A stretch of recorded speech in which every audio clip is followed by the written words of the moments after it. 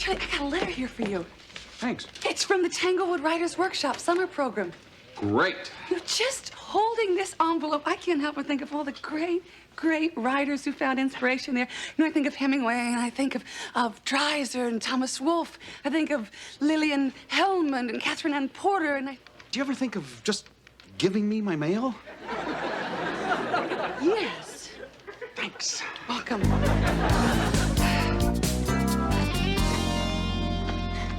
Hey, Dennis, I heard a great joke in biology. How can you tell a boy chromosome from a girl chromosome? Look at their genes. Good morning, everyone. Morning. Hey. Eric, they want to meet you. Mr. Moore, that's great. Thank you. Okay, everybody. Today, we're going to start by talking about the Taft administration. Admittedly, perhaps not our most memorable president. Nevertheless, William Howard Taft, elected in 1908, succeeded Roosevelt and carried out many of his policies. Arvid, do you mind sharing that with the rest of the class? I'm sorry, Mr. Moore. I was just reading this letter. Listen to this joke. How can you tell a boy chromosome from a girl chromosome? You look at their genes. Hey,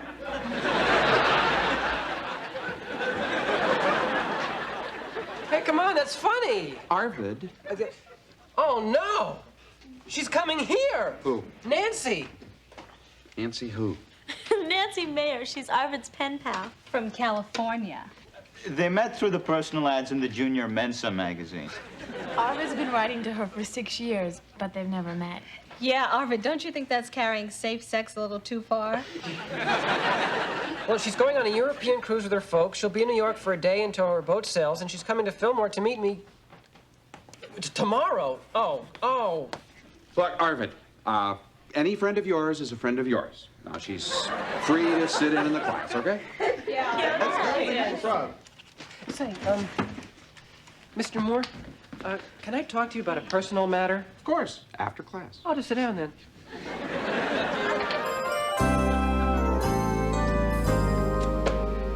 So, Arvid, what's on your mind? I'm desperate, Mr. Moore. It's Nancy. Mixed feelings? Sure, I mean, it is anticipation and ecstasy and panic and nausea. It's an emotional salad. You don't want to meet her? Mr. Moore, look at her. She's beautiful. She wouldn't go for me in a million years. Go for you? I thought you were just pen pals. Well, we are, but, I mean, now we're going to meet, and I don't know if she's going to like me.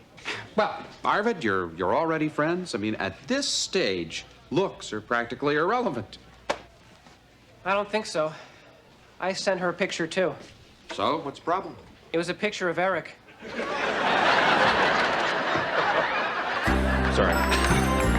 You sent him my picture? Well, I got it from the yearbook. Hey, it's public domain. Okay, come on, help me just this once. All you have to do is be me for a few hours. I have everything you need to know about me right here in my locker. Here's my baby album, my birth certificate, dental x-rays. You keep this stuff in your locker? It's finally paying off. And here is my personal diary. September 4th, big day. Astronomy club party to celebrate Galileo's birthday. I brought the Milky Ways. Ate too many, pigged out, got sick, was asked to leave. Whew. You really live on the edge, don't you, dear Arvid? I think I'll pass. Eric, she's a terrific girl. I've got all the terrific girls I can handle. Here's a picture of Nancy on the beach at Malibu. I guess one more couldn't hurt.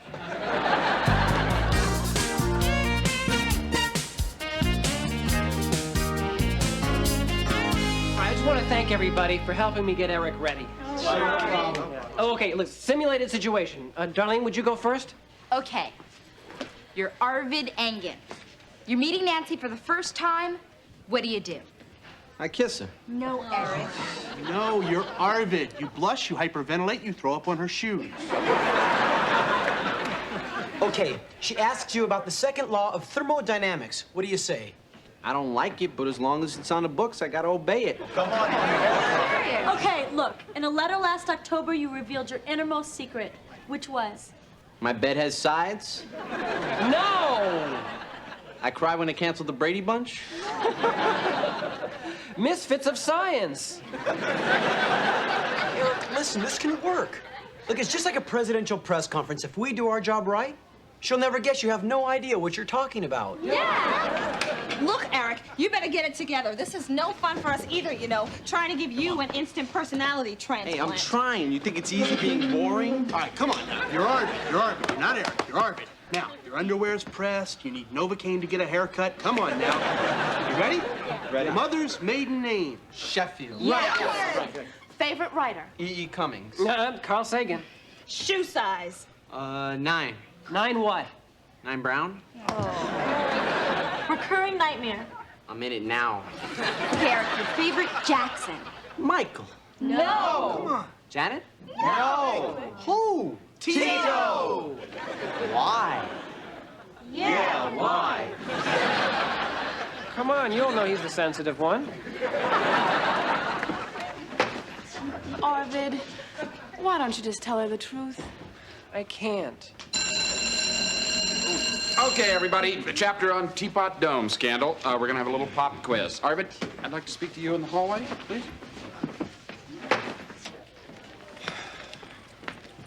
So, you're actually going to go through with this charade?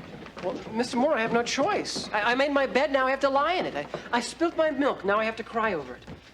You burned your bridge, and now you have to cross it. I made a pact with myself.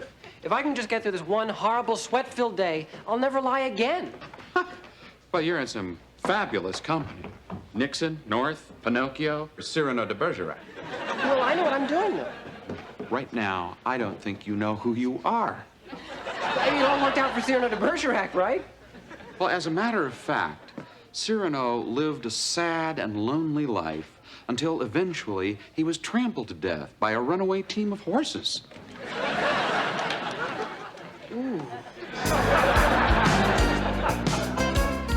So, the Harding administration gave us the Teapot Dome scandal, which, interestingly enough, gave us the expression the fall guy, or taking a fall. Now, this is because the Secretary of the Interior, Albert Fall, took the blame for almost everyone. Mr. Moore, we have a visitor. This is Nancy Mayer from Malibu. She's here as a guest of Arvid's. Welcome, Nancy. Thank you. Hi. Hi. That was fast. Well, Nancy, I guess you'll want to sit next to... Arvid, allow me, please. Mr. Moore, this is quite a memorable occasion, so if you don't mind, I'd like to give my pen pal a real Arvid Engen welcome.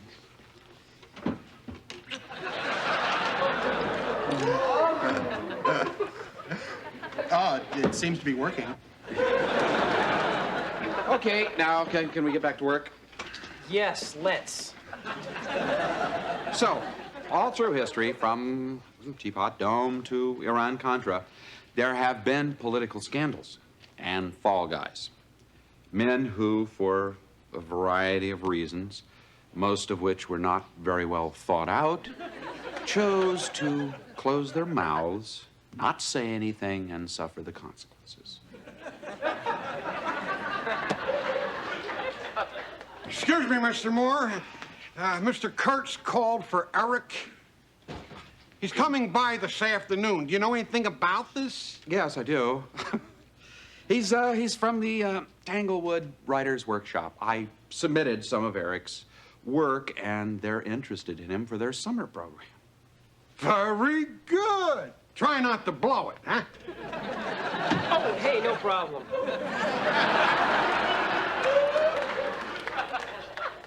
Who's this?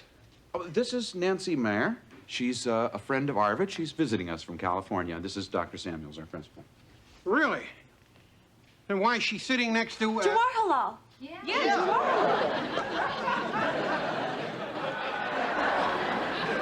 It's a very comfortable chair. Oh. The atomic weight of nitrogen, my main man, Arvid. 14.0067.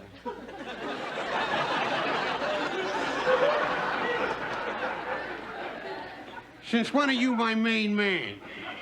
You didn't get the memo? Why don't I explain this to you later, Dr. Samuels? He said he was my main man. He's not my main man.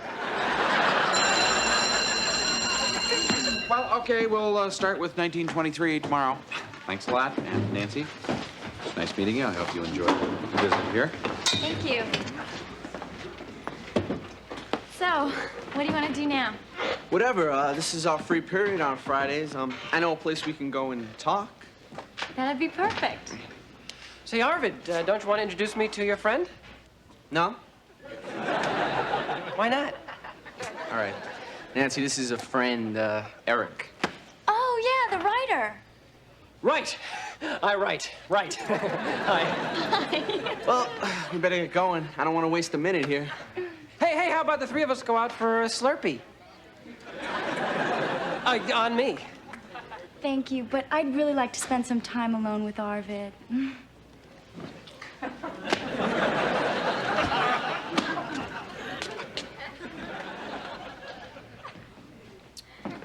Well, looks like it's Slurpee for one. All right. Oh, what have I done? She's only here for a little while, and I won't even get to see her. Oh, no, that's not true. You get to see her, she just doesn't get to see you. But that is what you wanted. No, I don't know. Mr. Moore, I can't tell her the truth now. She'll hate me for making a fool of her. Do you have any ideas? Fresh out.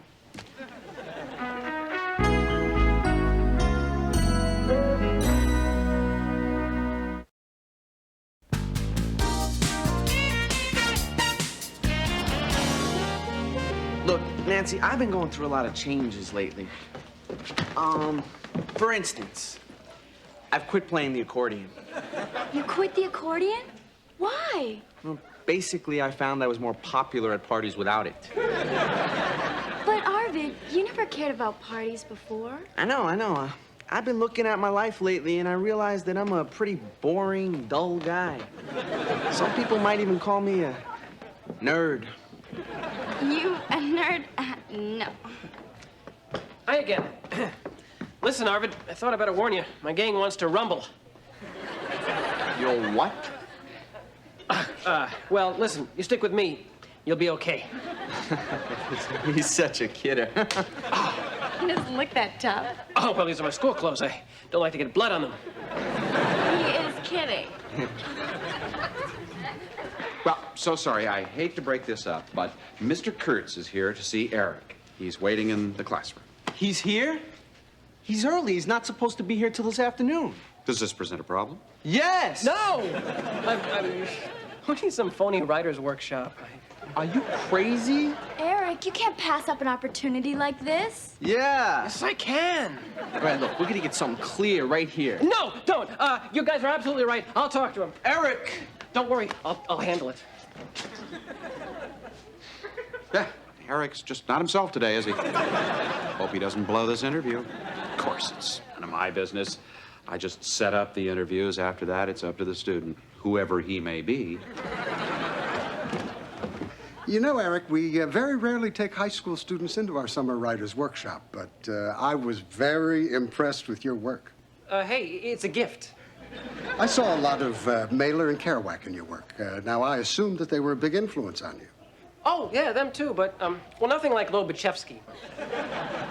Correct me if I'm wrong, but isn't he a mathematician? Hey, good writing's good writing. Arvid, is something wrong? Yeah, look, I just remembered my genetics experiment. I gotta go rotate my fruit flies. I'll be right back, okay? So what are you working on now? It's a gritty urban piece about this relationship between a young, tough biker and his orthodontist. Arvid, what are you doing here? Mr. Kurtz, I'm Eric Mardian, and this is, a very sick young man. He has this habit of posing as other students. Lucky I got here when I did. Look, Arvid, the nurse is waiting for you out in the hall. What nurse? Nurse Mayer, Nurse Nancy Mayer. Oh, that nurse.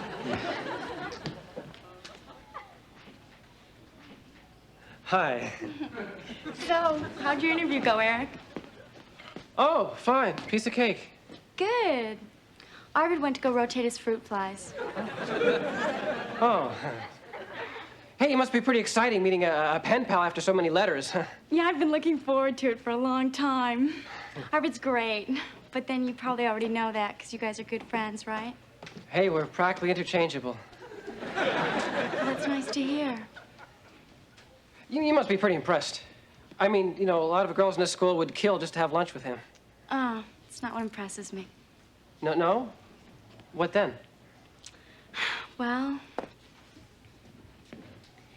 it's his writing. He has a way of expressing himself that is just... it's very, very special. Well, he thinks you're very special, too.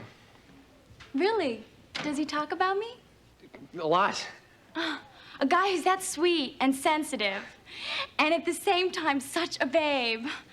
I mean, well, you'd think he'd just be too busy finding out the girls to give me a second thought. Well, I can tell you that he thinks about you all the time. Well, when I met him today, I mean, well, he's not like he is in his letters. I can't explain it, but he's just, well, he's different. How? Well, in his letters, he's kind of like this weird little pixie. But between the brilliant scientific observations and the dorky jokes, I can tell that he really likes me. Oh, he more than likes you. I know that he does. He does? 'Cause it's hard to tell. Well, that's because he's shy. He can put things on paper, but he just can't say it. If he had the guts, he would tell you that he has palpitations every time he gets a letter from you, and how he saves every one. And how when he got your photograph and you were this glamorous, beautiful woman, how it changed everything. And how he said when you were coming here in person, he got very nervous because... Because he sent me Eric's picture. Well, I wouldn't put it that bluntly, but... Yes. So you're Arvid. More or less. How could you do that? Why did you send me Eric's picture? Did you think that after 6 years, all I would be interested in are looks? And do you know what carrying on this stupid charade has cost us? No. Time that we could have spent together. I came all the way to New York to be with my pen pal. And he turned out to be a phony creep. You made a fool out of me in front of your whole class, Arvid. Well, I guess you're pretty mad, huh? Let me put it this way. And if your gang is looking for a rumble, I'll be outside waiting for a taxi. Oh. Arvid, you all right? I'm okay. I had a light lunch. Well, what happened? I told her everything. Good. And then she belted me. This, sweet young thing belted you? Hey, I could have taken her, but she sucker punched me. Arvid. You were right, Mr. Moore. I blew it. She hates me now. She won't even write me again. She'll rip up my picture. You mean Eric's picture? No, don't try to cheer me up. Look, Arvid, you had a perfectly good relationship going with Nancy based on who you really are, didn't you? Well, why don't you wait a couple of weeks until she's come back from her vacation and then try writing her again? No cabs. I have to call one. Could I borrow some change? Sure. It's on me. Thanks. Listen, I hear you're pretty fast with your fists. I lost my temper. I think it's time that we sorted out some things here. Well, I know who's who. If you don't mind, I'd like to sort out what's what. I just thought that I would know him after 6 years of letters. Well, you do know him. It's just that he forgot to be himself for a little while. Thank you.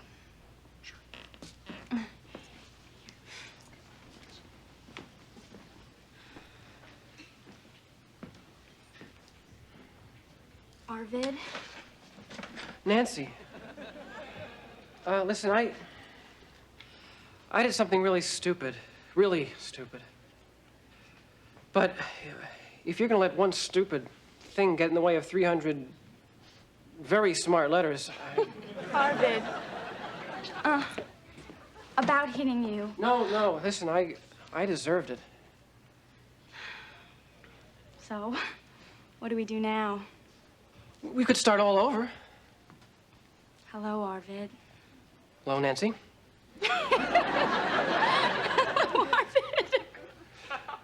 Hi, Nancy. I waited a long time to say that. Well, some things are worth waiting for. Come here.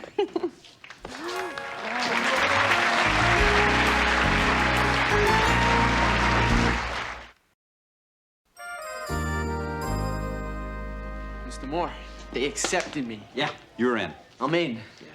Well, congratulations. You did it. No, you did it. Thank you. No, I did not write all that. You did. I just stuck it under their nose.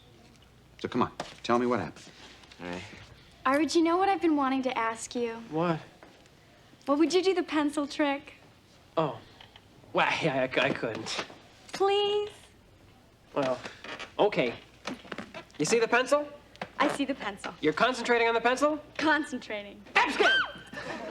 Where'd it go? Ta-da! You really can't do it. Hey, would I lie?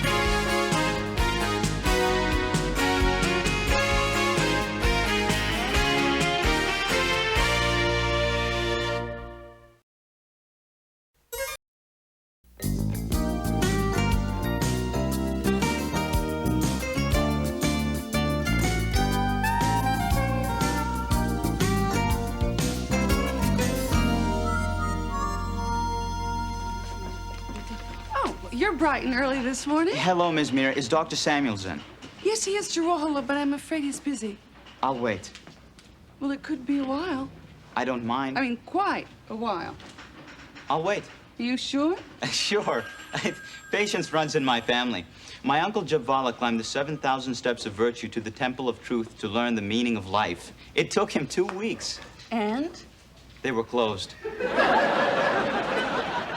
Miss Mira, make sure this goes in the morning mail. Hello, Girola. Hello, sir. Is this it? Yes, sir. My entry in the stay-in-school poster contest. Oh. I've never designed a poster before. I'm not really an artist. You probably won't like it.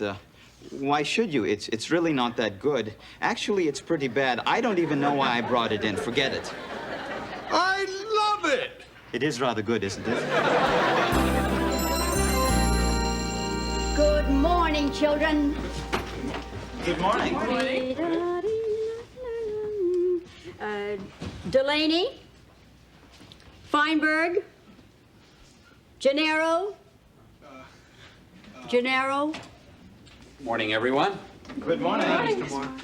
Mrs. Russell? Oh, dear. I seem to be in the wrong classroom.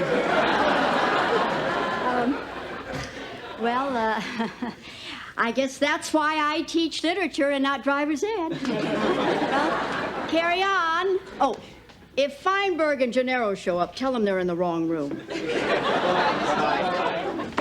What was that all about?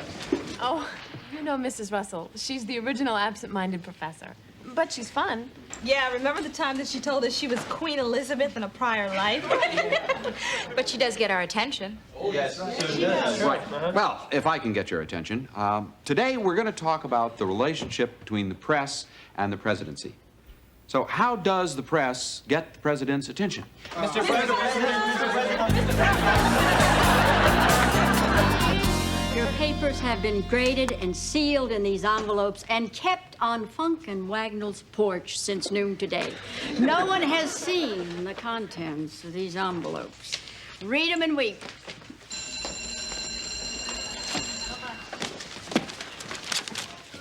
Oh, what'd you get, Darlene? An A, I guess. You guess? Aren't you even going to open it up and look? It'd be silly. I could break a nail.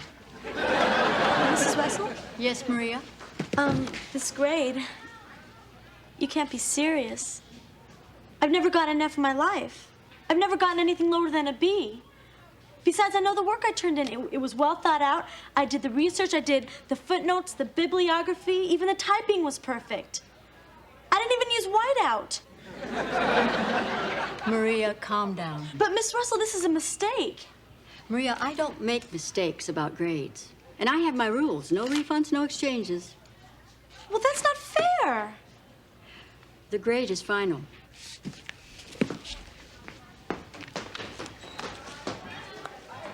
Well, what brings you here, kiddo? That book I promised you. The Mysterious William Shakespeare by Charlton Ogburn? Well, what's the mystery? Shakespeare wrote Shakespeare. Will you wake up?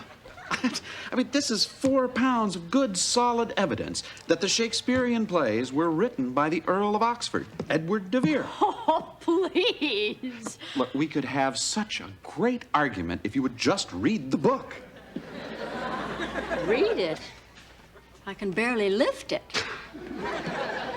And what if it's true? I'll have to retract everything I've taught for the past 30 years.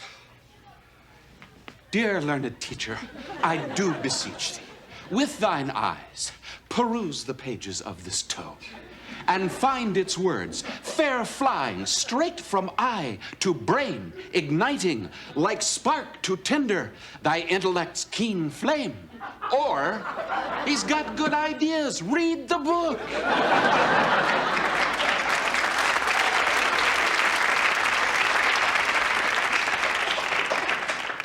All right. How are things going for you for this semester? Well, it balances out. My classes are larger, my paycheck is smaller. I finally got a parking space and somebody stole my car. You know, you really remind me of an English teacher I had in high school, Ms. Wirtz. I had to recite poetry in one of her classes. It was Invictus by Henley. You know, the IHP enjoyed your little joke this morning. I'm sorry, what joke was that? In my classroom this morning. Oh, come now, Charlie. I haven't been in your classroom for weeks. First period today? Really, Charlie, you keep having these memory lapses, and you'll be forgetting your own name. That may apply to some people, but not to Wendell X. Bushman.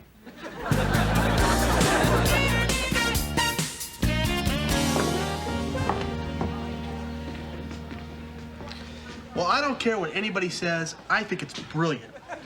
This poster speaks to me. It asks that eternal question, who is this schmoid and why is he pointing at me? Hey, John, I want to thank you. You know, I almost quit school and joined the Navy. But then you saw my poster? Yeah. Then I realized, no way. They could send me to India. He's got a point. Maria, I got those college catalogs you wanted to see. Just keep them. Forget them. I'm becoming a nun. I'm gonna work with the homeless in the slums in a place ravaged by bandits, corruption, pollution, and violence. At least you're not leaving New York. Sorry, Maria. What's the problem? Mrs. Russell gave me an F on my last paper, and it's gonna kill my quarterly grade. An F? I'm gonna die. Take it easy, Maria. I mean, there must be an explanation. Mr. Moore, I've already tried to talk to her about it. She won't even listen to me. But she probably would listen to me. Thank you. An Elizabethan practice of males playing female roles in Shakespeare had another logic. A boy 14 would play Juliet, and a year or two later, he would play Romeo, and be a better Romeo because he had already experienced what it was like to be Juliet. And as he got older, he would play Prince Hal, cavorting with a much older Falstaff, knowing that someday he would play Falstaff, trying to keep up with a young Prince Hal. And so now we have Antony, who has been Cleopatra, and we have... I don't believe I told you children this before. Oh, dear, I completely lost what I was going to say. Good morning. Today, I think we'll begin our poetry reading. Sit. I hope you're all prepared. Do I see any volunteers? Charles Moore? If I'm not interrupting your conversation, why don't we hear you first? Mrs. Russell? Oh, come now, Charles. We all want to hear your poem. I don't know what you mean. Your poem, Invictus by Henley, I believe. Well, Oh, come, Charles. Our tongues are hanging out in anticipation. We look stupid. Save us.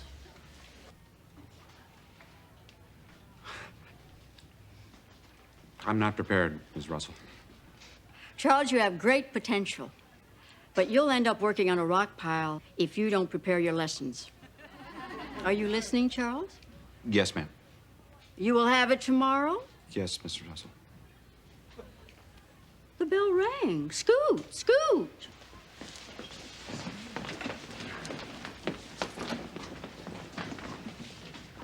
Listen, Miranda. Charlie, can it wait till tomorrow? I'm running late. It's about Maria. Lovely girl. Tomorrow.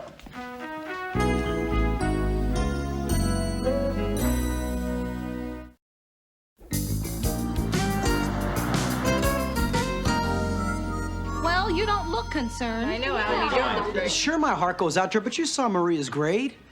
I mean, what if Mrs. Russell zones out again and gives me an F? Look, we need to discuss this, and there's obviously something wrong with Mrs. Russell. You saw how she was with Mr. Moore.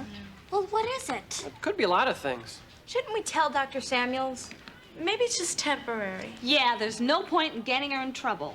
Seems like she is in trouble. Well, I'm with Sarah. Let's stay out of it. Look, I know you're all precocious, but none of you have graduated from medical school yet. So let's get some help with this. No, you guys, I didn't mean to start anything. Let's just forget it, okay? No, I don't want to. Good morning, everyone. No, let's just forget it. Hi, Dennis. Mr. Moore, about Mrs. Russell. Yeah, I know. I'm going to talk to her. And I am going to talk to her about your grade, Maria. Mr. Moore, let's just leave it alone, okay? I probably deserve an F anyway. You don't believe that you deserve an F, and I don't believe it. I don't think anybody else here does. Mr. Moore, I just don't want to deal with it. It's too scary. Look, this is not the time to turn our backs on Mrs. Russell. She has a problem, but that doesn't mean we should start avoiding her, okay? I mean, she is a wonderful woman, and she's a fine teacher. And I don't think she would want to be unfair to you. So let's not be unfair to her. Okay.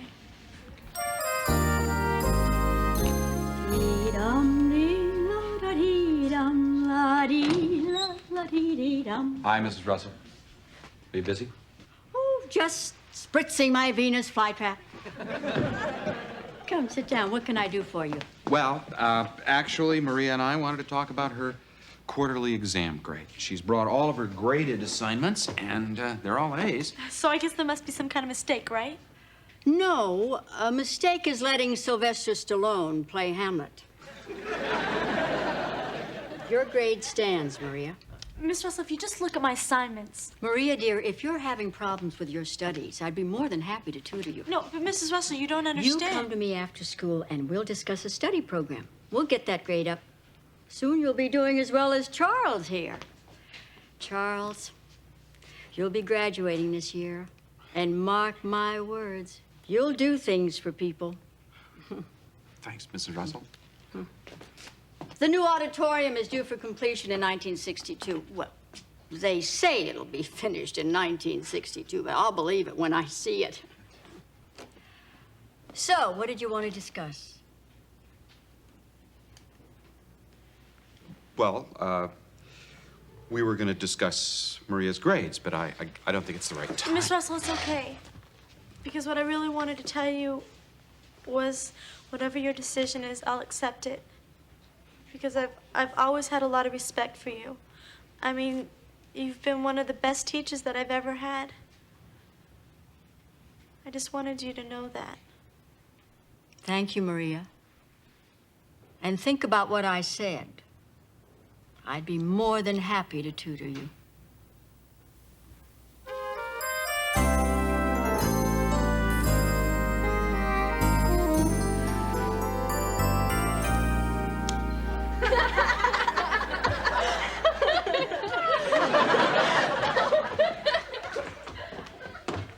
Hello? What are you doing? Dr. Samuels, I'm withdrawing my poster from the city competition. Oh, no, you're not. The school board called this morning. Your poster made it to the Final Four. It did? Sure did. Wonderful. Thank you, sir. Still going to tell me people don't take this face seriously? Yes.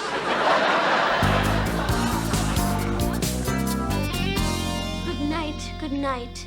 Parting is such sweet sorrow that I shall say good night till it be morrow. Sleep dwell upon thine eyes, peace in thy breast.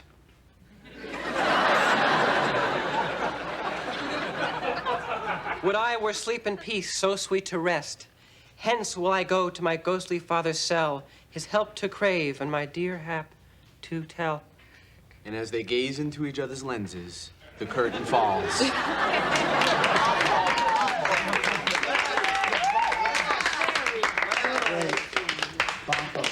Mrs. Russell, do you believe that Romeo and Juliet were actually lovers? John Barrymore, a famous actor, was once asked if he believed Romeo had an intimate knowledge of Juliet. And Barrymore replied, well, he surely did in the Chicago company. I love to walk to school in the fall. I go through Jackson's orchard. Oh, the colors. I got all A's that year. My parents rented a cottage by this beautiful lake. Oh, what times we had. I guess we're not going there this year, though.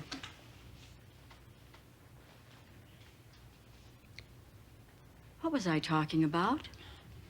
Well, Shakespeare. Romeo and Juliet. A summer cottage on the lake. I was? Yes. What the hell has that got to do with Shakespeare? All right, hit the road. Maria? I looked over your work, and of course, I'd made a mistake. I'm sorry about the, well, let's face it, the confusion. Well, it's just one grade. I never expected to hear that from you. I know. It's just not as important as I thought it was. Well, it's important to me, dear, because you're important to me. I just want you to be okay. I'm okay a lot more than I'm not okay. Okay? But... No buts. Okay.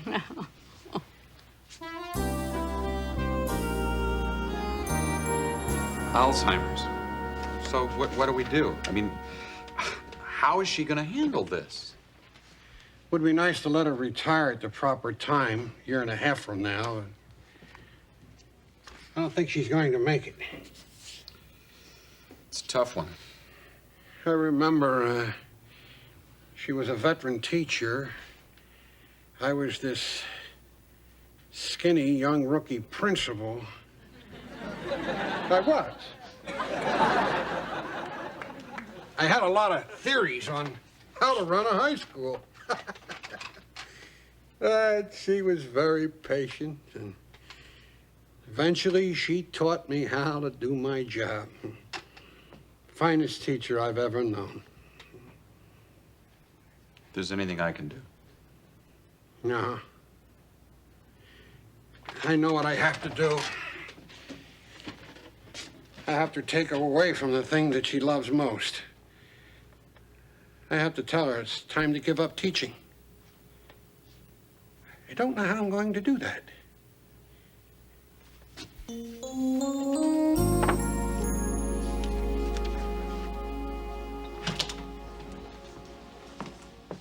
Charlie, if you have a moment, I'd like a word with you. Sure. Have a seat, Miranda. Make yourself comfortable.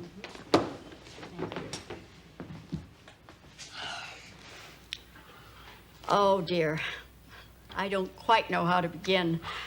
I was on my way to talk to Harold Samuels, but I wanted to see you first. You've been such a friend. Oh, I have something for you. Maria's corrected grade report, A+. Can you believe it? I got her mixed up with another student. Well, thank you, Miranda. And I'm about to hand this to Harold. It's your resignation. Come now, Charlie. We both know, don't we? Yeah. Harold isn't very good at handling these things. I shouldn't be teaching. He just hasn't had the guts to tell me. Well, he is a great admirer of yours. It's a consolation to me. Charlie, I'm in trouble when I ask a student a question and neither one of us knows what I'm talking about. Is there anything that I can do? Continue to be my friend? Sure. Oh, here's your book. Just when my mind is going, you give me something good to think about. Charlie, stop looking so morose. You're depressing me. Oh. I mean, there's always hope. They're constantly experimenting with new drugs. Who knows? They may get it before it gets me. So what are you going to do? Oh, I have money. I live with my sister. Maybe we'll go to England. I'll find out who really wrote Shakespeare. Well,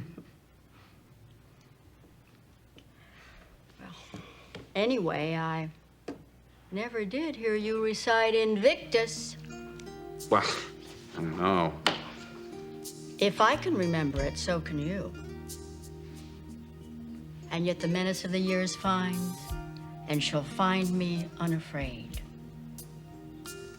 Come on. It matters not how straight the gate, how charged with punishment the scroll. I am the master of my fate. I am the captain of my soul.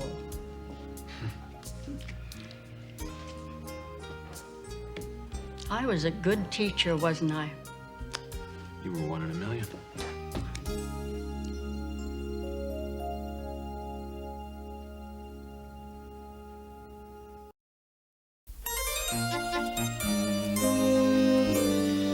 Now I ask you, would you buy a used car from this face? I wouldn't buy a used yak from that face. Do I detect a note of jealousy, boys? I would like to be the first to congratulate Jawar Halal on winning first prize in the statewide Stay in School poster contest. Here, here. Speech! Nice going. Come on. Thank you. This is a very proud moment for me. Being from out of town, so to speak, I can tell you that most of the world does not have the educational opportunity that we in this country might take for granted. Winning this contest feels good.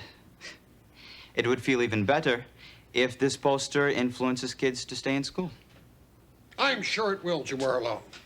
Congratulations, son. Thank you once again. Oh, listen, everybody. I did get a postcard from Ms. Russell. Oh. Anybody want to hear it? Yeah, sure. Okay. She writes, having a wonderful time, I think. Only kidding. I miss you all very much, and please don't worry about me. Remember, in the immortal words of Yogi Berra, it ain't over till the fat lady sings. Love, Miranda Russell. Oh, very nice. P.S. Maria, stop playing with your hair. Say that.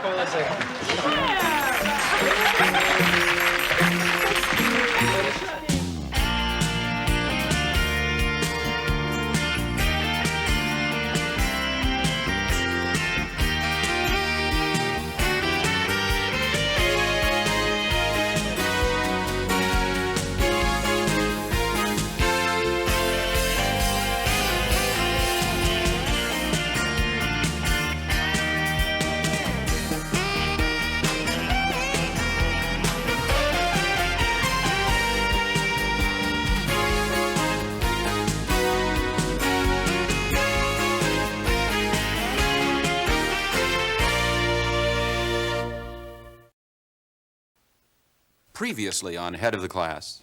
I just got off the phone with the committee and with Mr. Kirov in Moscow. We're going!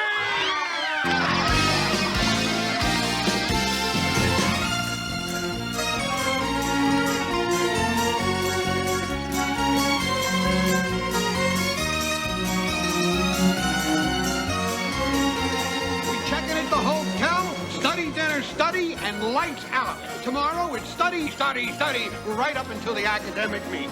Shh. Place is bugged. Dr. Samuels, you have to give them one free day.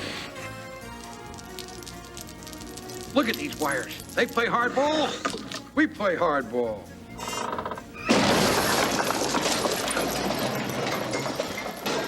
Do you know what a nerd is? Nerd? No. Who am I telling? I'm Alan Pincard. Young Americans for Freedom? Whatever you believe in, I don't. Laura?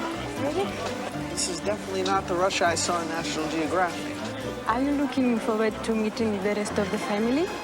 No, I'm not in any rush. Good. If you like, I can show you a little bit of Moscow. Which women are the most beautiful, American or Russian? Russian women, definitely. This year's Moscow academic team.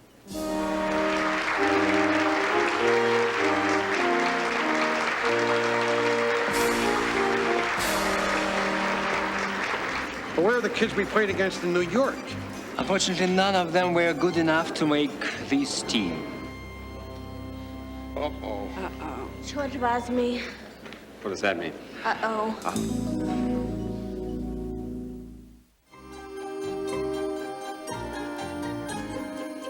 What's going on here? Lunch break is over. Why aren't you studying? Well, I think it's a case of burnout, sir. They need a rest. I no longer care what you think. It was your free day that got us into this mess. We're going in up against a super team and we're not ready. Well, no matter what it takes, we're going to get ready. Arvid, the President of the United States.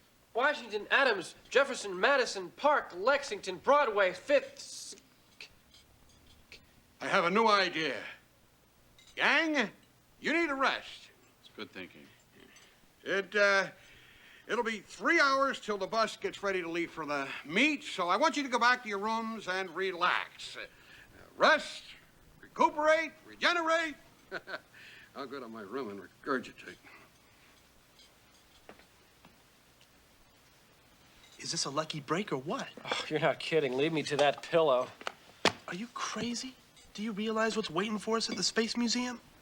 Yeah, trouble. Dennis, we'd never make it back. Okay, Arvid. You snore while I score. I'll just tell Sonia you couldn't make it. Bye. I want to thank you for getting me over here. My cousin's coming to pick me up in a few minutes. I'm going to see my whole family. Oh, that's great, Eric. Yeah, it's going to be great for my article in Scholastic Digest, too. A day in the life of a Russian family. Day? Yeah. The bus leaves in 3 hours. Oh, Mr. Moore, I'll be back. Besides, they're not going to need me anyway. Okay, just be sure that you're here, okay? I will. I will.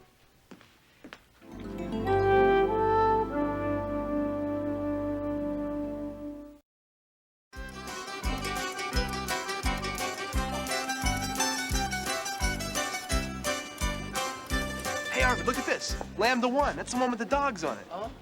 They were so cute, Belka and Strelka. Belka and Strelka? Those were their names. Belka and Strelka. That's nice. I think that it was will call you Belka and Strelka. Come on. No, it's good. My little Belka's so shy. But my big Strelka so cuddly.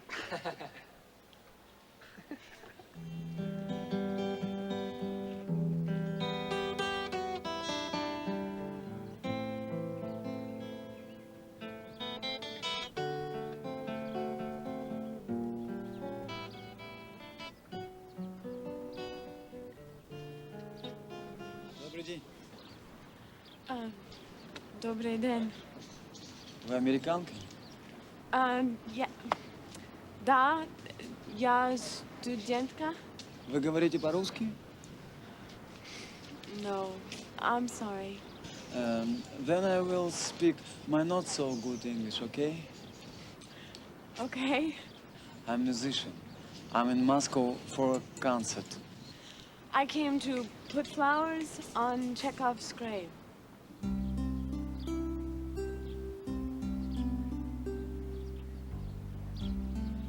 We shall find peace. We shall hear the angels. We shall see the sky sparkling with diamonds. Uncle Vanya. Right. Now in Russia. Мы отдохнем, мы услышим ангелов, мы увидим все небо в алмазах. That's beautiful.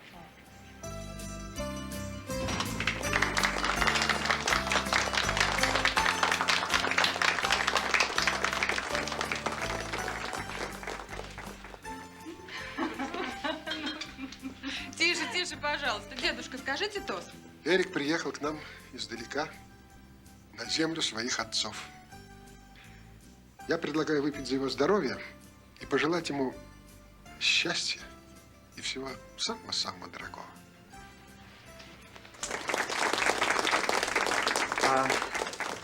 Я хочу отремонтировать вашу машину. Many Russians think that everybody is in debt. There is no culture. Nobody can afford to go to the hospital, but everybody has a gun. There. See, that is a major misconception about America. Not everyone owns a gun. In fact, there's only one gun. Really? How do you say it? Money can't buy. It's a very interesting way for you to put it. I know what you mean. What are you trying to teach them? What do you want them to learn? I want them to get used to this new openness and to treasure it, so it won't be so easy to take it away from them. And you? I guess we show up every day. We try to keep them interested. Try to get them to know each other well enough so that they won't even think about going to war. Yes. Will I see you again? Yes. Will you come to the meet? Of course. Прекрасно. It's beautiful. Soviet and American working together in space. And here we are, just a bunch of ordinary people all together, having a good time, loving each other. It's easy if people will just try. You know, I agree with you, Natasha. In fact, I don't know what it is, but I just feel like kissing the first Russian I see. What are you doing? Come on, Natasha. Now, I know you work for the KGB, so why don't we just stop playing games here? I don't have a lot of time. I work for the KGB, so what? Oh, my God! So, you're supposed to try to seduce me and then get secrets from me, right? I work in the KGB cafeteria. Cafeteria? Yes, I operate the cash register. She operates the cash register. Thanks, Arvid, I can hear. Он такой дурак, я пошла. Ну, а я Арвид. Он такой же. It was nice meeting you. I hope you go back where you came from soon. Oh, Natasha! Natasha, I was only kidding. Would you come on? Sonia, I'm sorry about that. I didn't know that you do this. I know, it's not your fault. No, wait, girls. Sonia! Girls! Well, how do we get back? Are you happy now, Mr. Moore? We're going into the competition with half a team. Look, Arvid and Dennis are smart kids. They'll find a way to meet us there. All right, here's the train. Let's go. It's over here. Right, it's right over over here. All right, come on.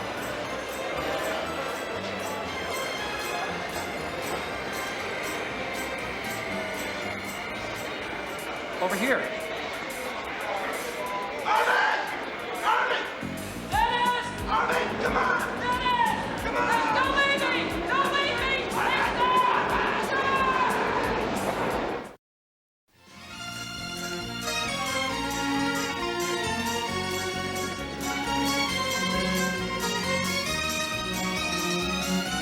All I'm saying is that 2, maybe 3 of our members are missing. We want the right to bring them into the game as soon as they get here. Нет. Da. They'll be Нет. here any second. Нет. Da.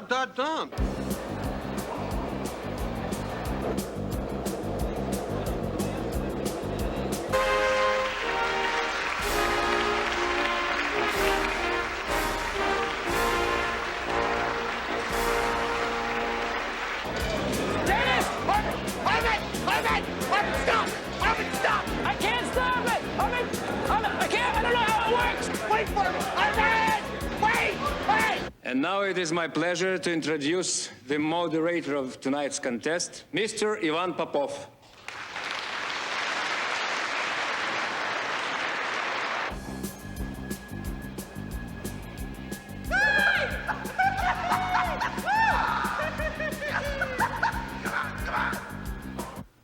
Who was the composer of the operas Nabucco, Aida, and Falstaff? American? Puccini. No. Soviets? Verdi. Correct.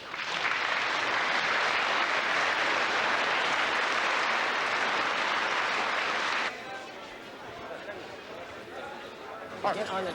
Cops. They're looking at us. Maybe they speak English. Yeah. Wait, what? No. They're after us, Arvid. Natasha turned us in. No. Yep, I can see it right now. They're gonna send us to Lubyanka prison. Or Siberia. We better split up. Look, you go that way, I'm gonna go this way. Okay. I love you, buddy. Me too. Остановись, ну!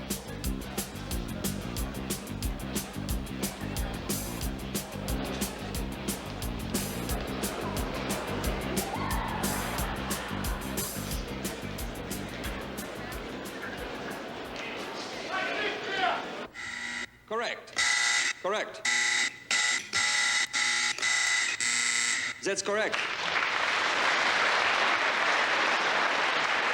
Is this how it ends? Our team going down the tubes and me longing for the sight of Eric and Dennis and Arvid. Oh, Arvid. Hey, Pasiba! Hey, come on! Hey, help me out, guys! Tell them! Hey, oh, this is just like New York! I want to thank you for everything. In New York, my family, the New York part of our family, we've got some problems. My mother and father, they don't get along very well. They don't even live together. So it means a lot to me to know that I have a family here. I wish I could take you all back to New York with me.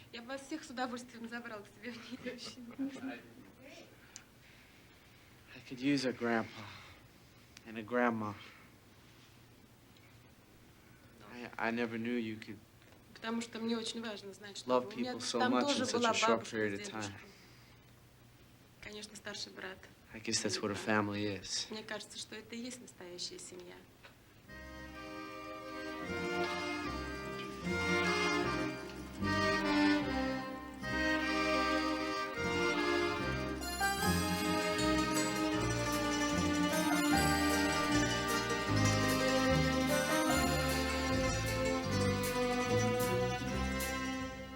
Go ahead, American. Absalon, Absalon by William Faulkner. Correct.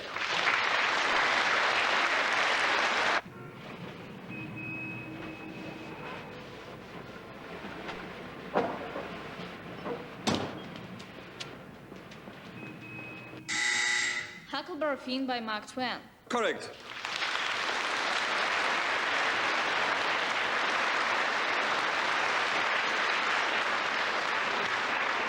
What's up? How we doing? But Eric, get in there! Get in there! Get in there! Relax. No. Time out! The Three-Penny Opera by Bertolt Brecht. Who wrote the music? America? Kurt Weill. Correct. Correct.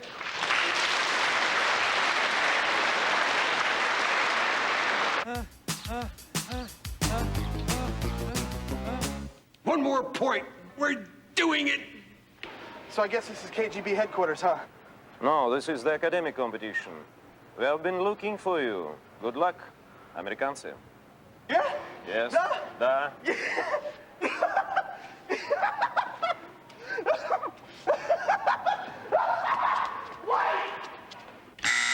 Atomic number is 102. Halogen. The answer is geodesy. Correct.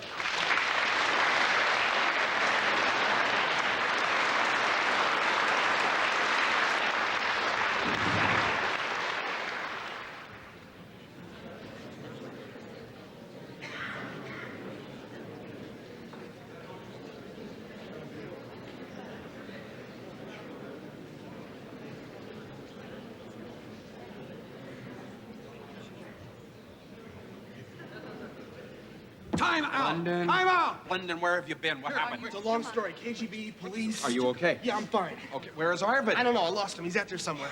Hey, help! Help! Stop, please! Help, stop, please! Please! Hey, please stop! Scouts? Scouts! Amerikansky! Eaglesky! I've got to get to my academic meet. What is the temperature of the center of the sun? America?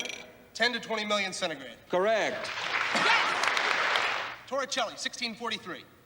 It is impossible to determine both the position and the momentum of a subatomic particle with arbitrarily high accuracy. Correct. I love that kid. The contest is tied. We will have a short intermission, followed by the tiebreaker. The round contains a question from each team. The first team to win a round wins the match. The United States team will begin the questioning. Which player hit more home runs than anyone in the history of American professional baseball? George Gibson. He was first to play in the Negro Leagues in 1930s. Correct. The Soviet question, please. Who first succeeded in creating a modern periodic table of the elements? Yes. The Russian chemist Dmitry Ivanovich Mendeleev in 1869. Correct. Listen, please. Who was the youngest United States president?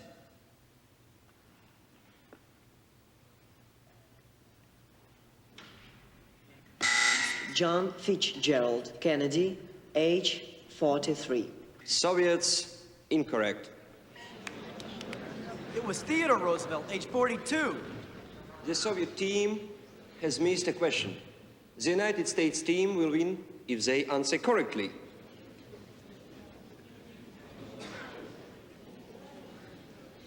Had Soviets.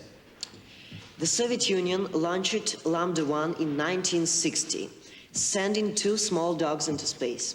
What were the name of the dogs? You gotta be kidding.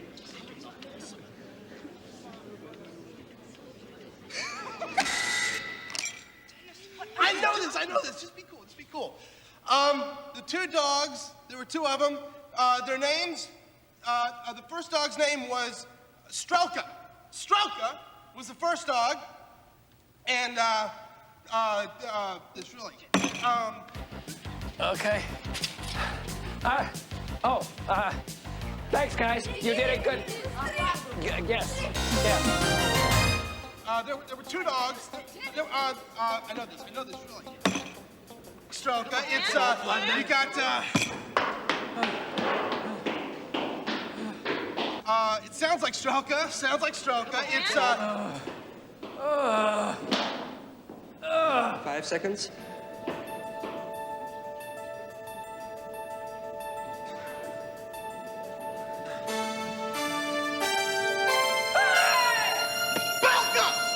the United States team wins.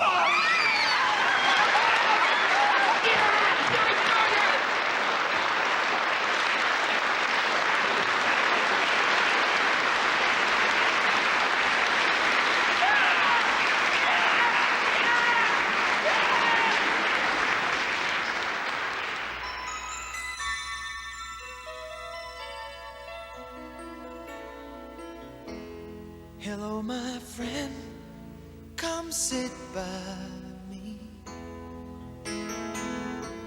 We gotta do something about this insanity.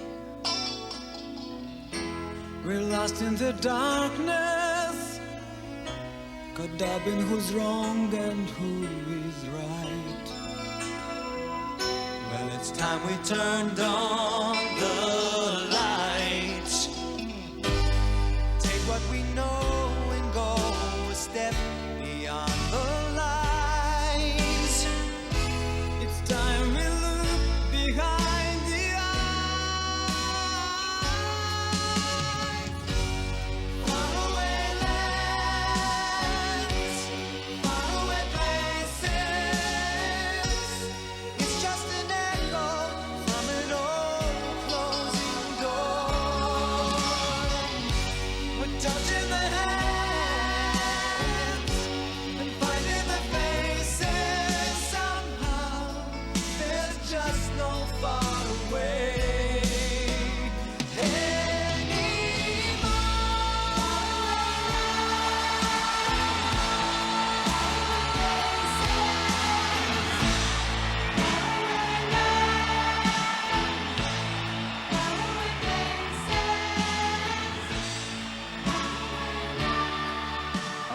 Are you totally furious with me?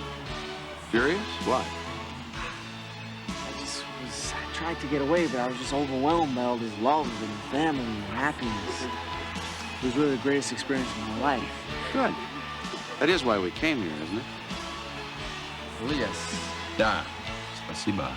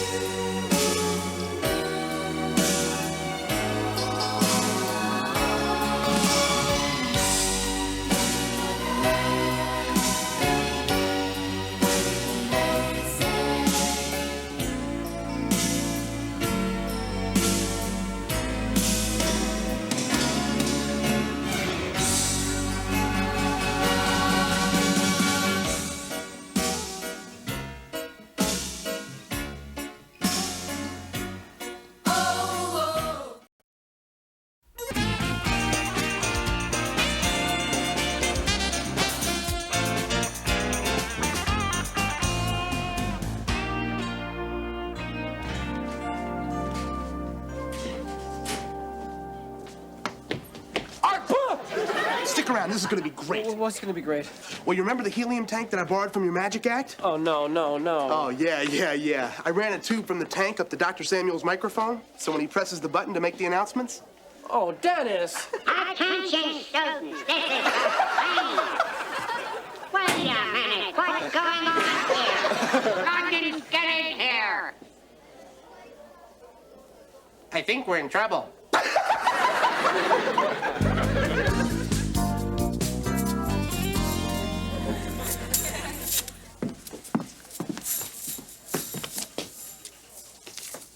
Cutting class again.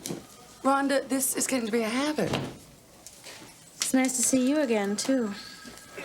Why don't you just take a seat over there? I think Dr. Samuels will want to handle this personally. This ought to be good. I've always wanted to be yelled at by a chipmunk.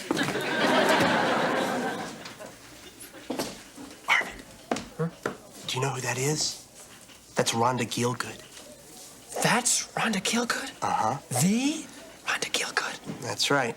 The girl who takes all the guesswork out of dating. I'm telling you, Arvid, she is a sure thing. Do you know what my problem with girls has always been? Oh, you're obnoxious, you're cheap. I have seen you naked in gym class. I'd say... Arvid, shut up. The problem is I've been asking out the wrong girls. Not anymore.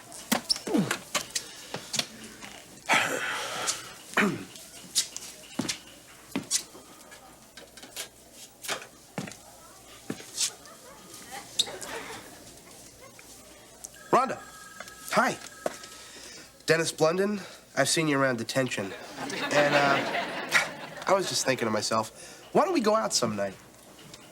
Why don't you get lost?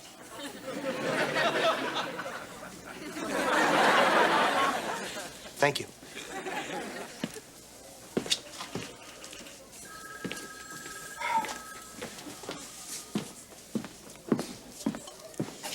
That was real smooth.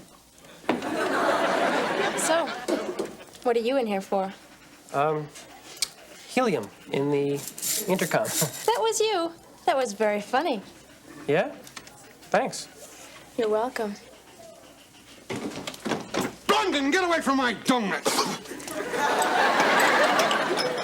Now get in my office. You too, Arvid.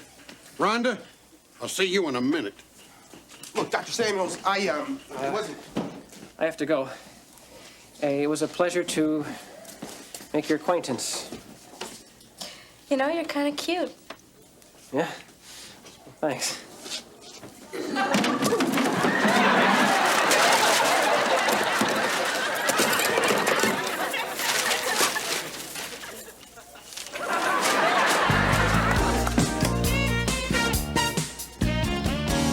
And tomorrow, we're going to begin discussing the most recent American initiatives to end apartheid in South Africa, assuming we can find any. See you then. Arvid, Dennis tells me that Rhonda Gielgud wants you. What? She doesn't want me. She told me I was kind of cute. Bunny rabbits are kind of cute. It doesn't mean anything. What's up? Nothing. Rhonda Gielgud has chosen Arvid to be her playmate of the week. Yes. Oh, what's wrong with you guys? She said I was cute. Doesn't mean she wants me. Arvid, with Rhonda Gielgud, hello means she wants you. Believe me, sure. Oh, really? That's what they say.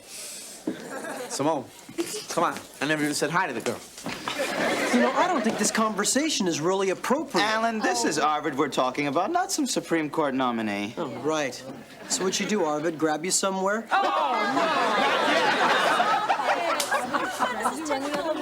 Excuse me, folks. Just a reminder, those who don't leave history class are doomed to repeat it. Arvid, come on! Arvid, this is a once-in-a-lifetime opportunity. And in your case, I really mean that. There she is. Let's get out of here. Arvid, just stay here and talk to the girl. Yeah, talk to her. Say something. Come on, be a man, Arvid. Come on, Walk out. He's a guy. Come on, man. Hi, Arvid. How are you? My sinuses are draining. So, do you want to do something on Friday night? Oh, I don't know. It's a school night. No, it's not. I mean, for Sunday school. The next morning is Saturday. But, you know, Jewish people have Sunday school on Saturday. Arvid, you're not Jewish. Right, that's true. I'm free. Great. So come to my place. 7 o'clock, okay? Yeah. Yes.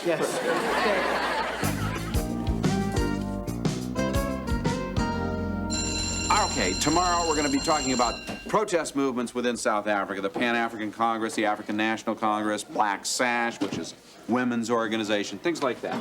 Thanks, Mr. Have a good one. Bye, Mr. Moore. Bye-bye. Oh, say, Mr. Moore, how was your weekend? This is Thursday, Arvid. I mean, last weekend. It was fine. Did you have a date? As a matter of fact, I didn't. Good. So, when you made your move, who unhooked the brassiere, you or her?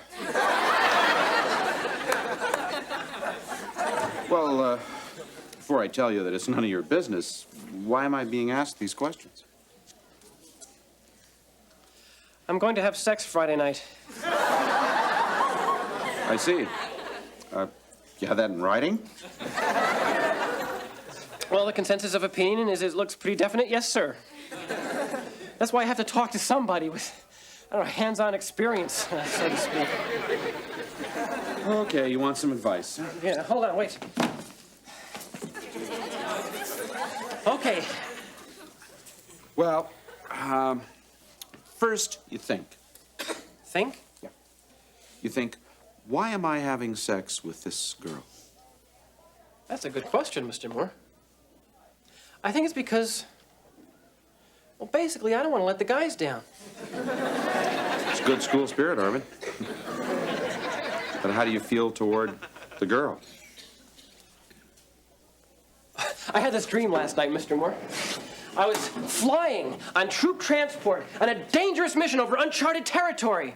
And I'm standing in the open doorway and everyone's yelling, jump, jump. So I jumped, and then I realized that my parachute was a gigantic brassiere and I couldn't get it open. And when I woke up, my practice brassiere was in shreds. Your practice brassiere? I bought one for research. Good idea. Well, you wanted my advice, Arvid, so I'm going to give it to you. I think that you're overreacting to peer pressure. I think there's obviously a lot of anxiety in this subject for you, and I don't think you're really ready yet. But I have to be ready, Mr. Moore. The opportunity is now. Well, there'll be other opportunities, Arvid. I mean, you have your entire life ahead of you. Mr. Moore, girls like this don't grow on trees.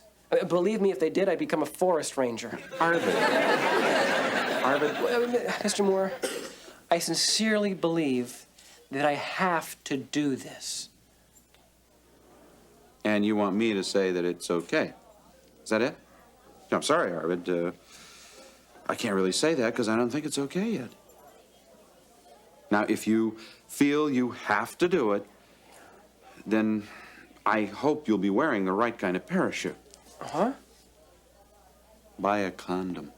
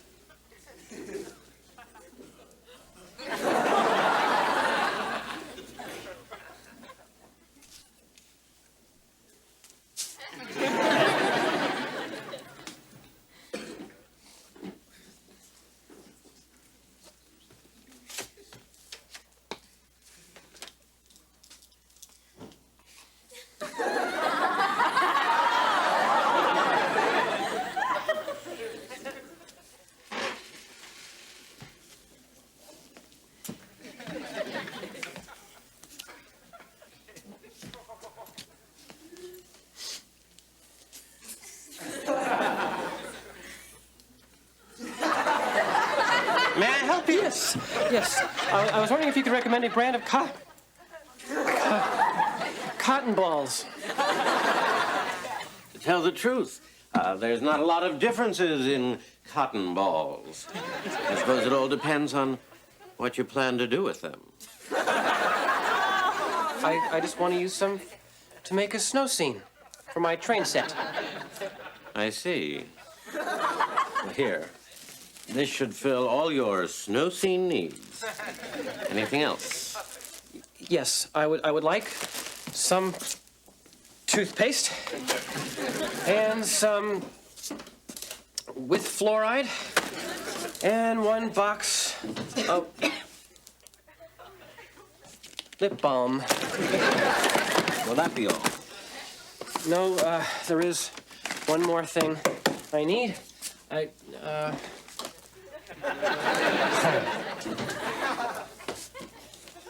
Pantyhose. That's some snow scene you're building. $24.95. There is one more thing I need of a personal and exotic nature. I need condoms. Oh, no. For a snow scene. No, this will do just fine. Thank you very much. Thank you. Young man, just one moment. Don't you dare walk out of here without those condoms.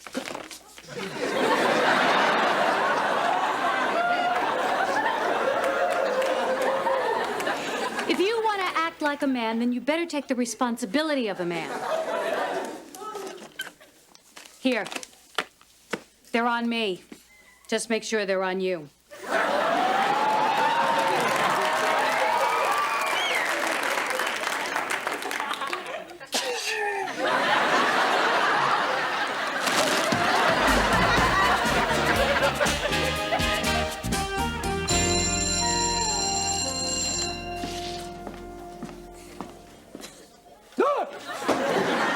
Good reflexes. I like that in a man. It's you. I thought it was a moth. Here's my address. I'll see you at 7. Morning, Harvey. Hi, Mr. Moore. So it's Rhonda Gielgud you're seeing, huh? Well, might as well get it over with. Get it over with? Aren't you missing something? What? Well, having sex does involve another human being. I know that, Mr. Moore. I have the other human being. And got the protection. So, don't worry about me. Oh, I'm not worried about you. I'm worried about her. Did you ever stop to ask yourself why she's so interested in just about anyone? I don't know. Maybe she likes having sex. Maybe. Maybe she's lonely. Maybe she's confused. Maybe she's desperate for attention. Never thought about that. Well, think about it. Now, Rhonda is a troubled person. She cuts classes. She doesn't finish her homework. She's promiscuous. It's self-destructive behavior. And you are about to make love to her. You care about her at all? Well, I don't know. You even like her? I don't even know her, Mr. Moore. You feel good about that? Oh, hey, don't look at me, Mr. Moore. The whole thing was her idea. Oh, don't give me that. I mean, you know better.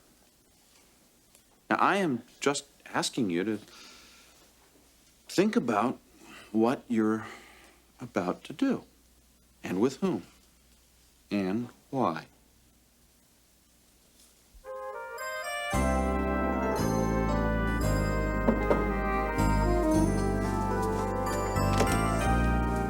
Hi. Hi. You're late. I was just in the lobby, admiring the artwork. Great apartment your folks have. It's okay, I guess. Nice sedimentary dolomite. Yeah. Can I get you something to drink? A drink. I better not. I'm going to be driving later.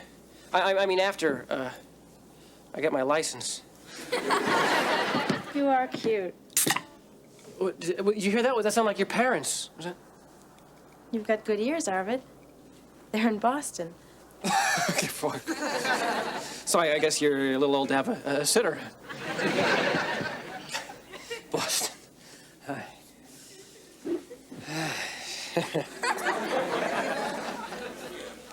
You know, I like guys who are a little shy. I'm a lot shy. I still can't undress in front of my schnauzer. I can't look at my mother's laundry without blushing. No, it's true. I had to be forced breastfed.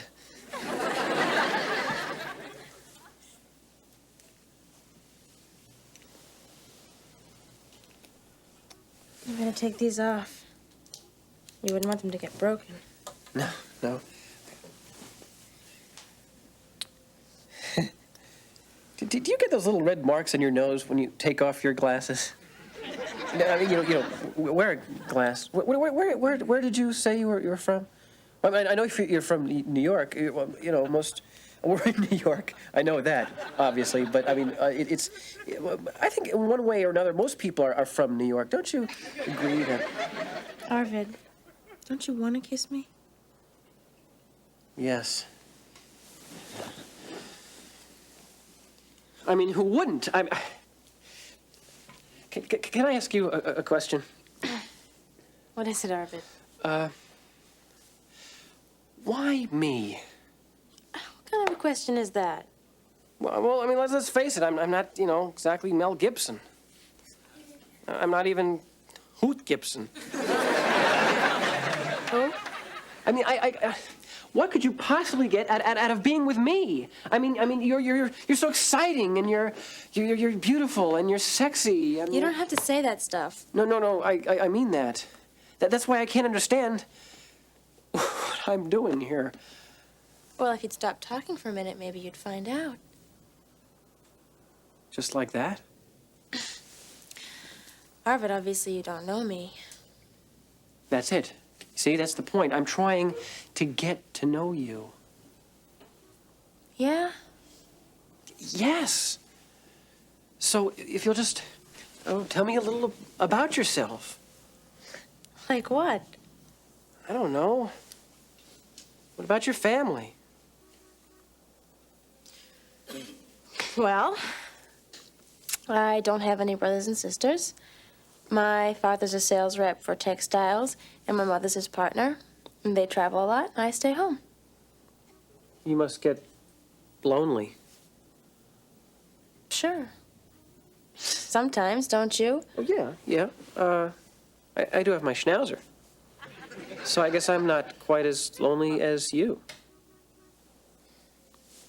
Look, are we gonna do it or what? You betcha, yes.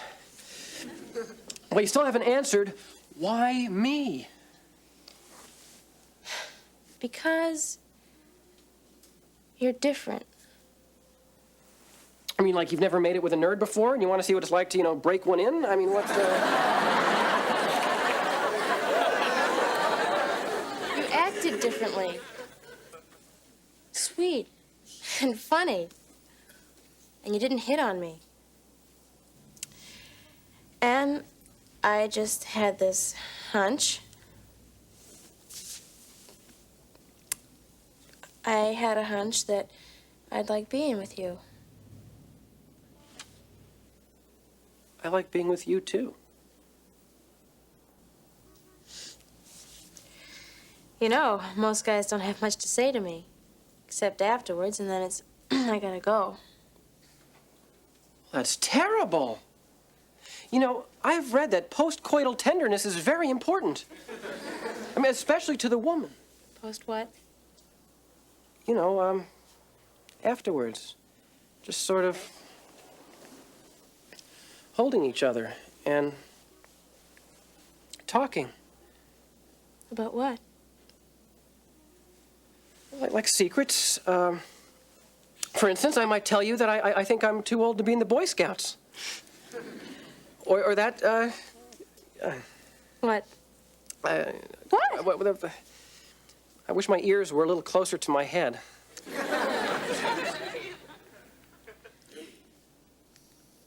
When I was a little girl, on my birthdays, my mother would take me to FAO Schwartz, and I'd write down everything I wanted on these little pieces of paper.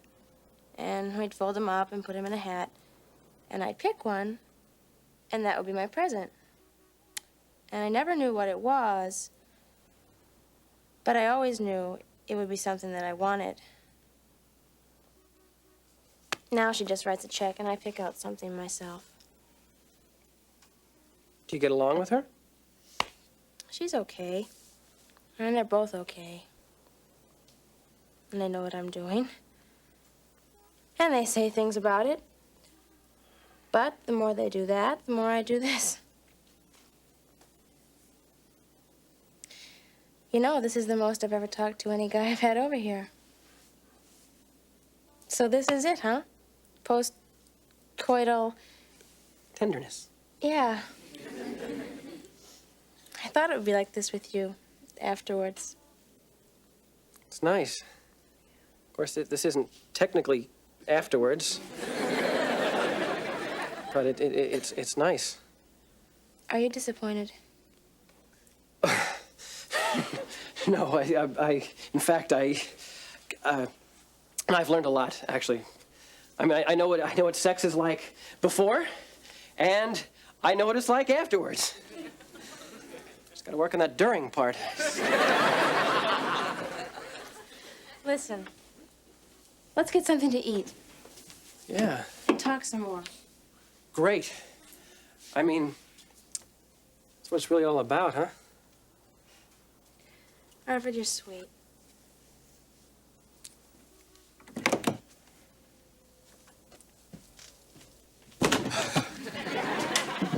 Arvid? Oh, yes.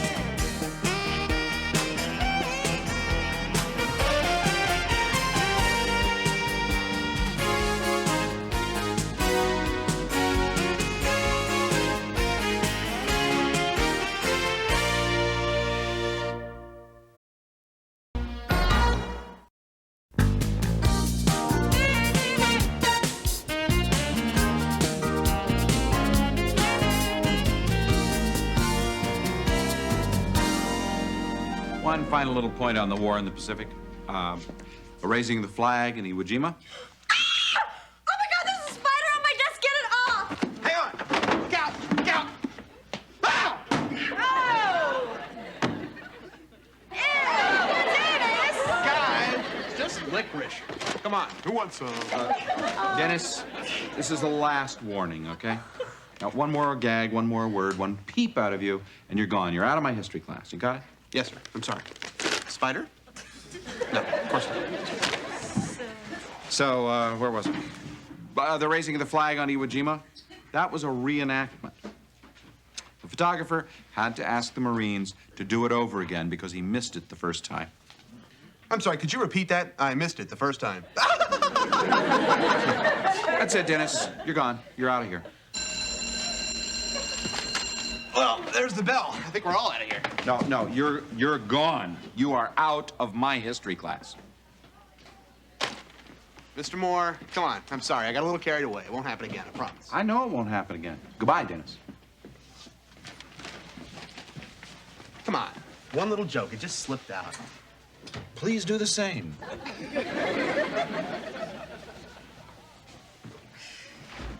Well, you sure put a scare into him, Mr. Moore. You know, it's about time. I can't wait to see him come back with his tail between his legs. No, he's not coming back into this history class. You're not really busting him from the IHP, are you? You're just teaching him a little lesson, aren't you? Look, Dennis is out for your good. He's out for his good. He's out for good.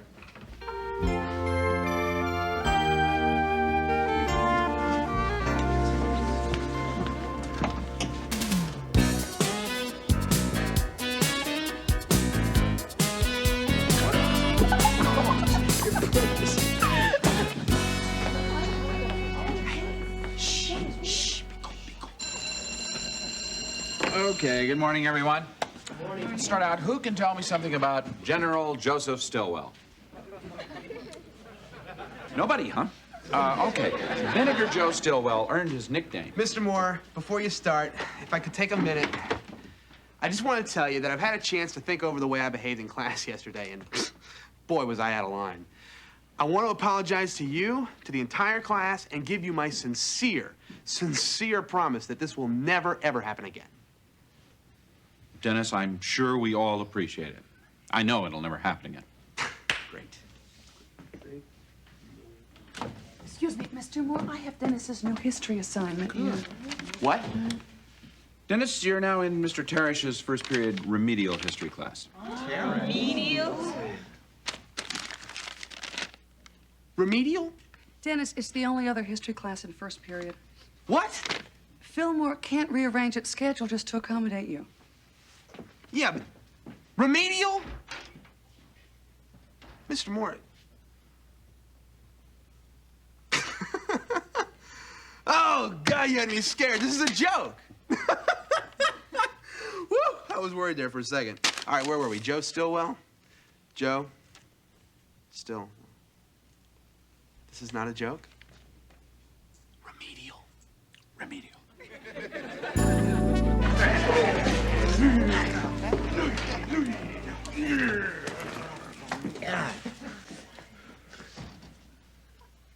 Well, what have we got here? Wrong classroom. Gotta go. Not so fast, Bozo. The name's Dennis. Whatever. Hey, guys. You know, I've never even seen an IHP nerd up this close before. You're actually kind of funny looking. Thank you. I know him. He's a friend of Arvid's.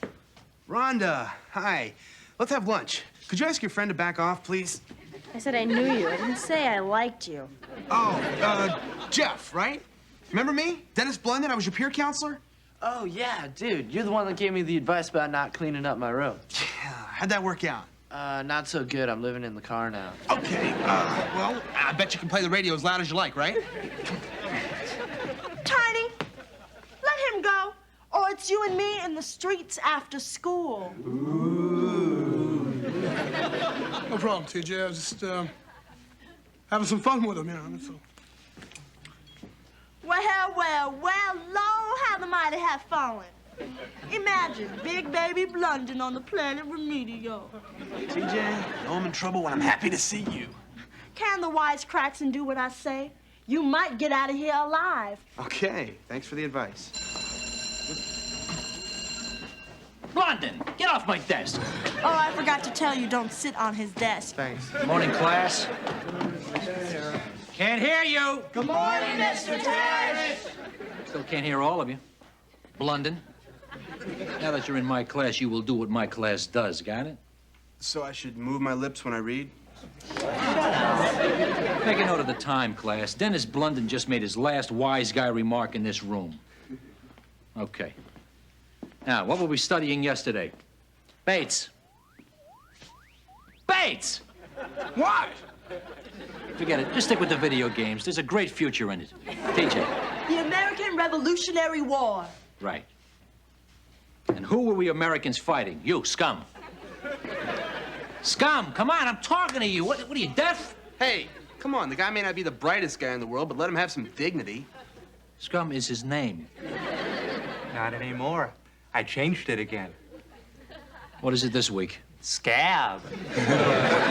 Okay. Scab, who were the Americans fighting? The commies? The British. Who were the Americans fighting? The British. Who? The British. Who? The British. Good. Well, I'm confused now. I thought we were fighting the English. Call security. Somebody stole his brain. So, tell us, Mr. Blunden, why were we fighting the British? Why? Well, in the words of Samuel Adams, resident and patriot of the Commonwealth of Massachusetts. Forget that. In here, we keep it simple. We were fighting the British because they put a tax on tea. Got that, class? A tax on tea. That's right. Wait, we went to war for a tax on tea? Right. I thought we went to war for a tax on Pearl Harbor.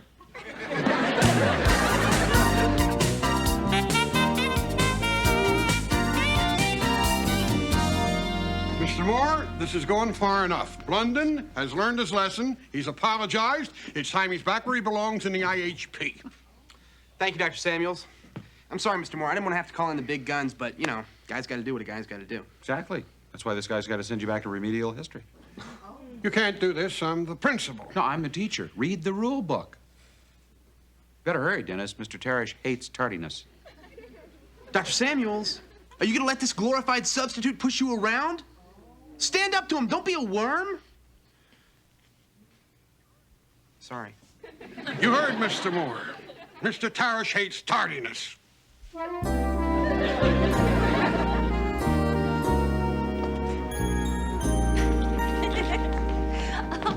Well, here he is, the king of remedial. Dennis, are you sure you want to join us for honors English? Yeah, Dennis, remedial reading is starting a new episode of Spider-Man today. And while we're in calculus, why not try remedial arithmetic? Yeah, I'll help you out. 1 + 1 adds up to... At 2, Arvid. That's good. Remedial Latin. You know, you guys think you're so special. Well, somebody ought to put you right in your place. And who's going to do it, the remedials? Yeah, maybe. Yeah, how about a challenge, huh? The remedials against the IHP. Oh, come on, Dennis. In what? Breaking and entering? No, in an academic competition, a question and answer face-off. Dennis, you're losing it. Definitely, We'll see who's Dennis. gonna lose it. Are you guys in, or don't you have the guts? No, he's serious. Listen, I'm serious. Okay, all right, fine. You're on. Fine. Okay, fine. I'll see you there. Great. This is your newest gimmick to get back into my class, Dennis. I got to tell you, it's not going to work. This is not a gimmick. We will meet you on the field of battle. Man for man, brain for brain, IHP against the remedials. Oh, God, what have I done? Dennis, run this by me one more time. You what? I challenge the IHP. All right, a rumble. We'll kill him. We got the size, we got the weapons. Hey, relax. This is not a rumble. This is an academic competition. All we do is answer questions. What gives you the right to make challenges for us? You ain't even been here a week. The guy's a joker. He's just pulling our chain. Hey, come on. I have never been more serious. Oh, yeah, right. You're serious? This is from a guy with a locker full of rubber chickens. I am telling you, we can beat those guys. I know the IHP and I know their weaknesses. Yeah, and we know ours. We're dumb. Oh, okay. So that's what it takes to be here in Remedial? Being dumb? No, but it helps. Scum. Scab. Scab, sorry. You're in a band, aren't you? Yeah. What are the notes in a C minor seventh chord? C, E flat, G, B flat. Not too dumb. Rhonda?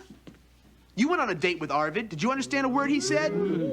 Sure. Okay, you gotta be pretty smart for that. Tiny. Look, I ain't about to make a fool out of myself. You guys are gonna be the laughingstock of Fillmore. Yeah? Not if we win. Jeff, how about you? Count me in. Like, you're my hero, dude. Okay, Blunden, I'm in too. Okay, is that everybody? Okay, we're in. We're gonna do it. Just tell us what to do, man. Okay, all right, just listen. The first thing we gotta do is pay attention and listen to Teresh. Whoa. I don't know if I can get into that, man. Hey, come on, I know the guy's a jerk, but we need him. He's got a master's in history. Okay, we'll try it. Everybody understand? We show Teresh respect. Enthusiasm, huh? Morning, class. Good morning, Mr. Teresh. All right, what's going on here? Nothing, sir. Yeah, we're ready to learn, Mr. Teresh. That's right. This is another one of your gags, isn't it, Blunden? Okay, pal, you just bought yourself a one-way ticket to detention. Excuse me, Mr. Teresh. Oh, Mr. Moore, to what do we owe the surprise? Well, I was hoping we could discuss the rules of the academic competition before you got your class started. What academic competition? I challenged the IHP to a match. You what? Mr. Moore, I wonder, could I see you in the hall for just a moment? Thank you so very much. And you too, Blunden.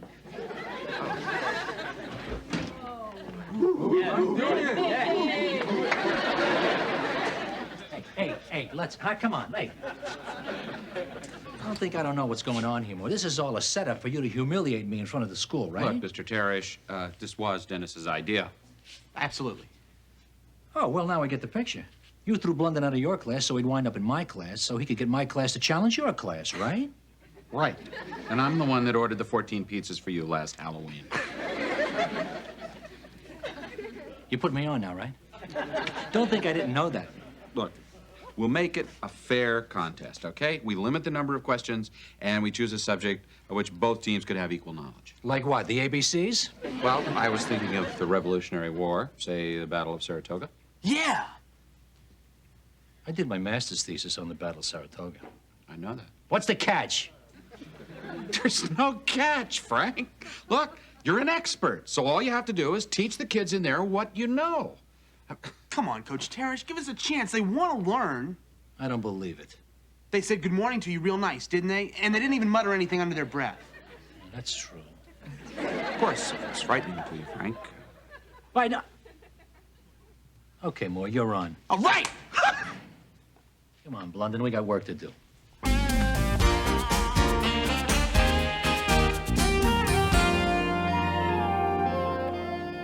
End of 1776. The British have crack professional troops.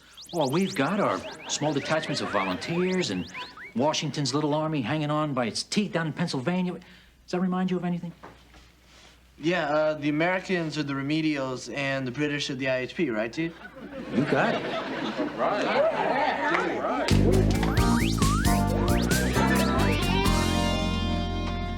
Hi. Hi. Hi. Well, where is everybody? I thought we'd scheduled at least one practice. Oh, well, some of them felt they didn't need it. Well, at least the two of you showed up. Well, actually, I came to tell you no one was coming.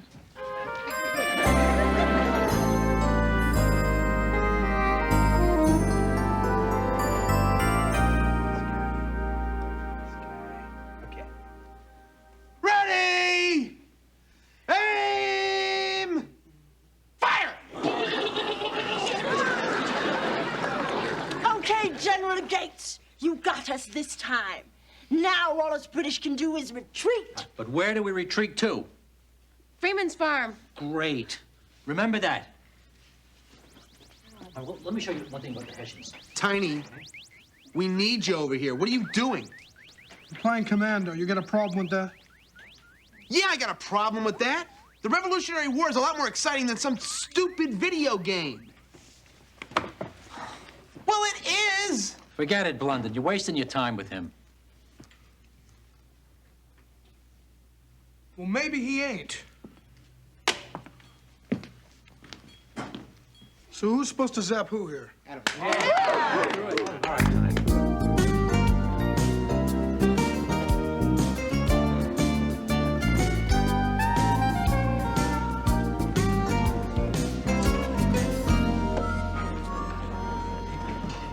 Rhonda. Hi, Arvid. This is kind of funny, huh? Meeting on the battlefield like this. Even though you're the enemy, you're still cute. Listen, I'd be happy to miss a question or two if you think it'll help. Thanks, Arvid, but we just might beat the pants off of you. Okay, the IHP against the Remedials. This shouldn't take very long. Elected topic will be Battle of Saratoga. Each team gets the question, the other team in turn. First team to score 25 points wins. Excuse me, Dr. Samuels. To make sure that Dennis doesn't answer all of the questions, we'd like to add a rule that no one can answer more than 3 questions. Sure, fine, no problem. You got it. Should be out of here in 5 minutes. Janice, first question. Name the commander of the British forces in the campaign and 2 of the officers who served under him. General Burgoyne, under him was General Fraser and the Baron von Riedesel. Correct. There will be no demonstrations, Remedials. Your question. Okay, who was the British Secretary for America at that time? Lord Geoffrey Germain. Close.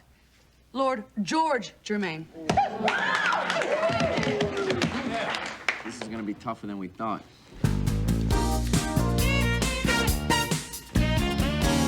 Remedials, the first name of General Burgoyne. Come on, TJ, Rhonda, I've answered my 3 questions. Come on, think. Sorry, time's up. Bemis Heights. Yes. 100 miles, 128 guns captured. Right.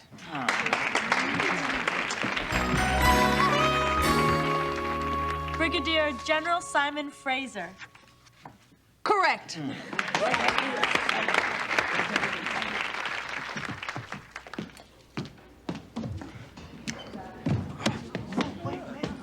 Tiny, where you going?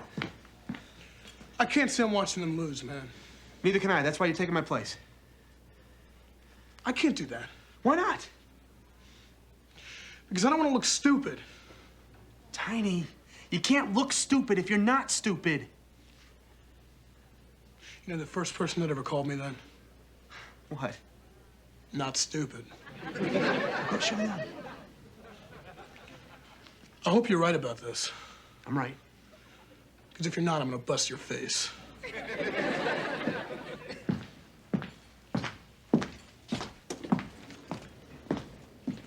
Everything okay? I just hope he's not stupid. Tiny, what are you doing here?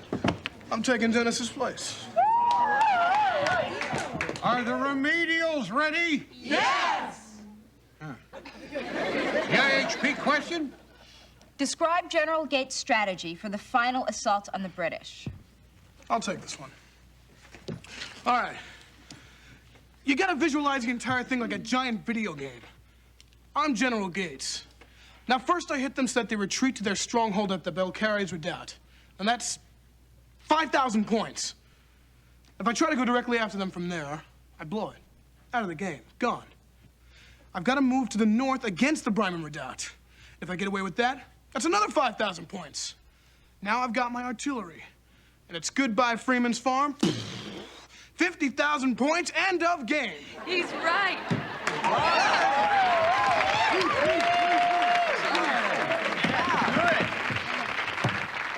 Remedials, your next Looks question. like you're coming back. What was the weapon? Yeah, I'll tell you, I'm proud of those guys. Well, you did a good job of inspiring. You think so? I'll tell you, Mr. Moore, you don't know what it's like trying to teach a bunch of disruptive, wisecracking, loudmouth kids. I guess you do. I think you just made a breakthrough, Dennis. Yeah? You think enough of a breakthrough to let me... No. No, I didn't think so. Well, you wouldn't want to come back now anyway. I wouldn't? No. And leave what you started here? I mean, if you walked away from them now, you know they'd start backsliding. Yeah, you're right. You're right. So, you think one more week in remedial would be enough to stop the backslide? I think at least 2 more weeks. Yeah, right. Right. That's what I was thinking, too. 2 more weeks. Wouldn't want to see all my hard work go to waste. Thank you.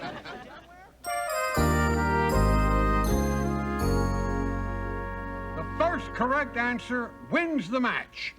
IHP, your question. What was the name of General Gates, chief engineer? Say it and spell it. Kosciuszko. Kosciuszko. Correct.